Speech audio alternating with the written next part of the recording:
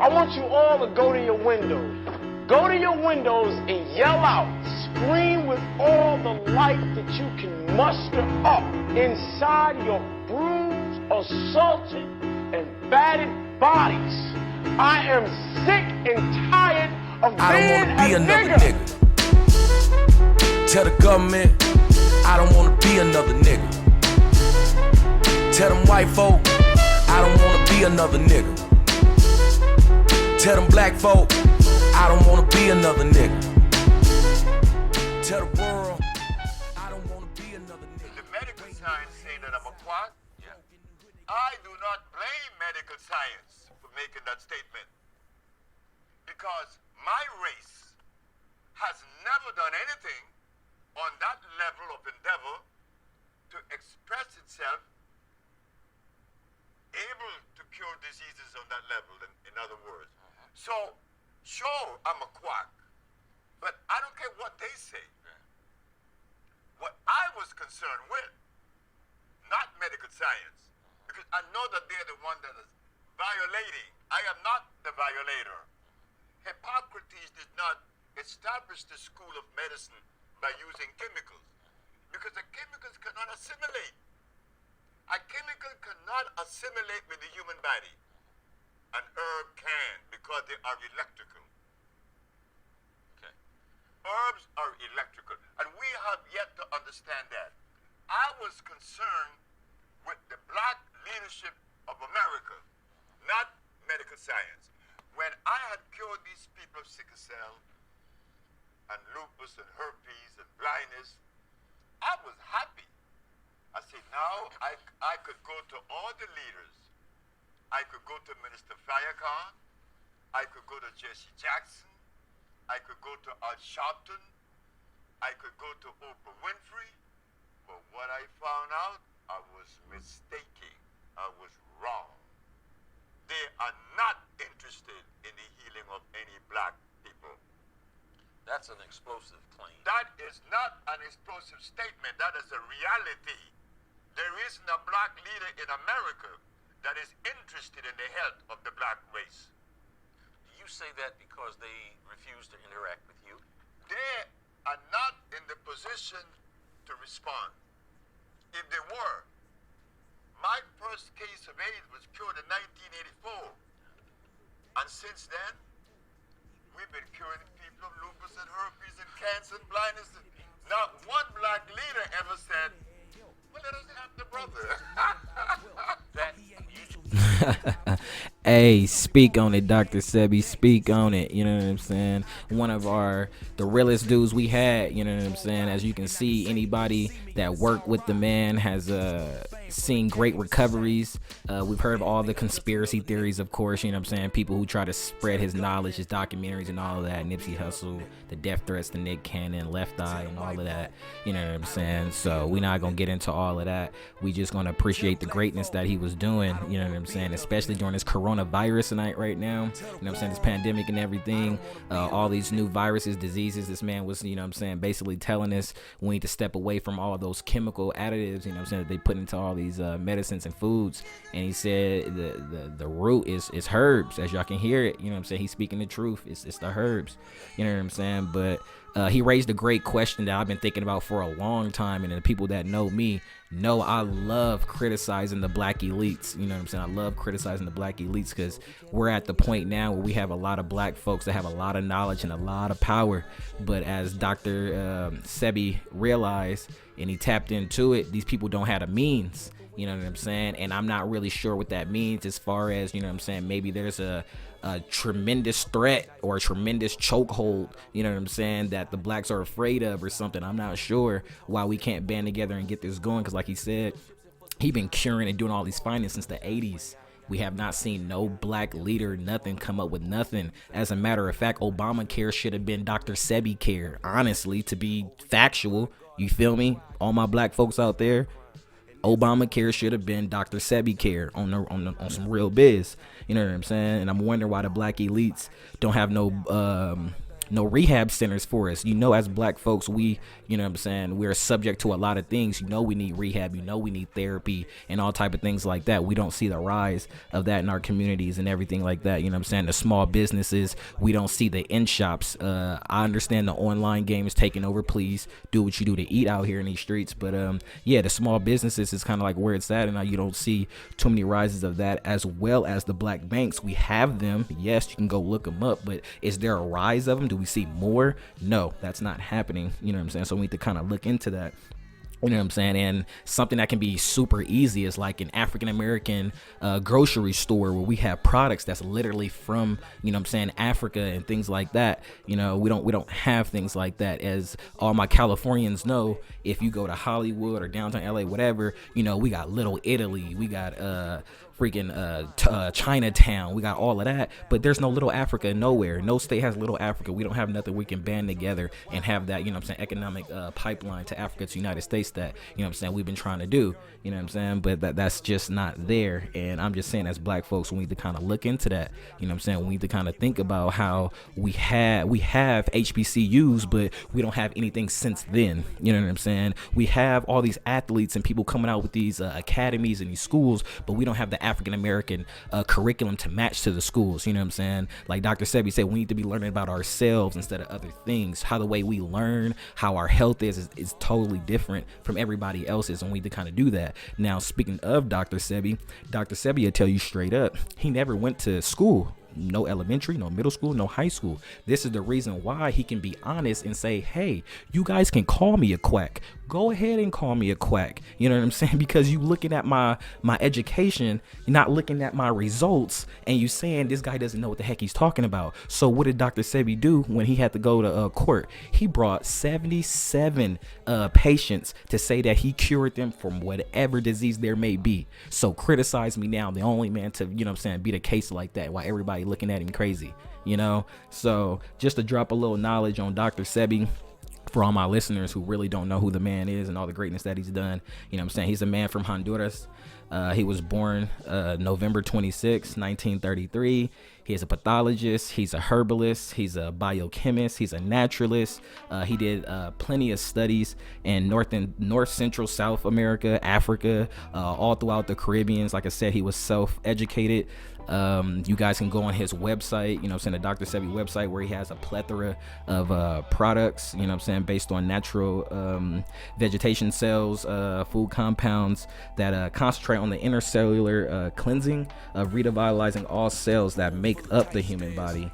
So y'all go on his website and go ahead and check that out. And like he said, since 1984, man, that was kind of like his first case, and we haven't really seen black people rise up, and kind of take over, like the health part of our society that we really kind of need help on and things like that. So I was a great clip that I had wanted to go ahead and share, especially how he kind of showing how the viewpoint on African Americans is, they don't view us as intelligent human beings. So they did not believe that this African American man can do this miraculous work.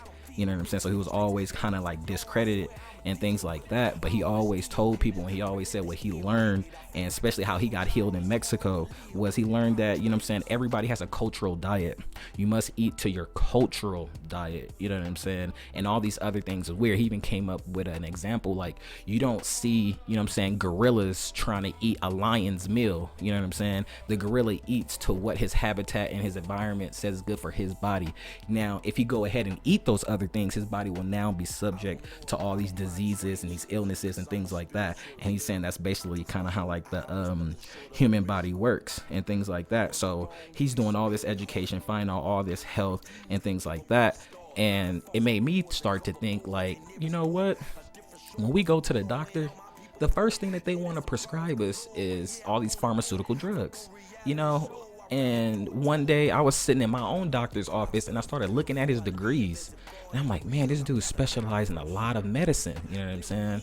So I kind of asked him, like, hey, do you know any kind of like home remedies or things like that I can use to, kind of help out my knee after my knee surgery and everything like that? And he was kind of like basically like, no, you know what I'm saying? Like, we're not even going to get into that. He really didn't even go in depth. He was just like, nah, you kind of need these pain relief pills and this and this and that. And I'm just like, dang, man, every time a person goes to the doctor, they don't never try to give you no natural solutions ever. They always want to give you, like what Dr. Sebi say, these chemical compounds that's not good for the body. The body only responds to the herbs and things like that. So I was just really looking into that, and that's what kind of got me into looking at Dr. Sebi's interviews and things like that. And then I started noticing, like, damn, this is a black man that's doing all of this. You know what I'm saying? He must have had a rough upbringing. And like he said, you know what I'm saying, he was one with God, and you know what I'm saying, he started to eat well, and you know what I'm saying, by eating well, he started to feel happier, about life and about others. So that gave him the confidence to try to take this knowledge to the black leaders, like, hey, check this out. You know what I'm saying? This right here can, elevate our people, you know what I'm saying, spiritually, you know what I'm saying, health, everything. Like I say, health is wealth. We can really get on another page. And like I say, he said he went to Farrakhan. He didn't went to like freaking Nelson Mandela. He went to all these people, man. And all these people told him basically sit back. You know what I'm saying? Like, sit back. And he looking like, is it me? You know what I'm saying? Like, am I the person, or what's the deal? But he like, I'm not the violator. I know who the violators are. You know what I'm saying? I know who's in the lab creating these viruses, these diseases, airborne things. I know who's doing that. And I'm trying to be the person, you know what I'm saying, spreading the knowledge on how you can keep your body to defeat that. And these black folks don't want no interest in that. And he like, dang, that's crazy how y'all want no interest in black health. That is wild, you know what I'm saying? Especially since we're on the low totem pole, you know what I'm saying? It really didn't register in his brain. And then he said one thing in that clip that I hope y'all heard. He said that they were not in the position to act. These men, these black leaders, these black, you know what I'm saying, organizations and everything, he bringing this to Oprah and everybody, they still are not in the position, you know what I'm saying, to truly enact what we need to do to better ourselves as African Americans in this country that's made basically a living, you know what I'm saying, off our slaves and things like that, you know what I'm saying, our ancestry. So that's just pretty crazy. And I wanted to raise some questions to the elites, because like I say, as black folks, we already know we're not getting no reparations. We're not getting that. You know what I'm saying? We had a black president that was on the table. He rejected it. He just said, you know what I'm saying, we do this equality thing on that Martin Luther King type tip. So, okay, we have a lot of African Americans who are making over, you know what I'm saying, 500K.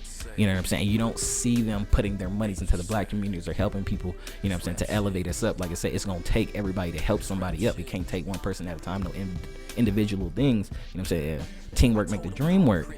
So I just don't understand how us as black folks are not banding together, you know what I'm saying, especially, you know what I'm saying, when, like I said, Nipsey tried to raise this big light, you know what I'm saying, on Dr. Sebi and his work, and then we revert right back to where we are now. You know what I'm saying? People don't know where to go to protect their immune systems and things like that. They're trusting everything that's happening on the TV and the media, and it's just like, hey, chill out. You know what I'm saying? Don't worry about these vaccines and this and this and that. You know what I'm saying? There's these natural remedies that can help your body defeat this. You know what I'm saying? And they basically are trying to limit that information from you. You guys need to open your eyes to that. They are trying to limit this information from you. You know what I'm saying? So we basically need to support black success, not on the individual level, on a collective level. Dr. Sebi he was building black success by helping a plethora of black people.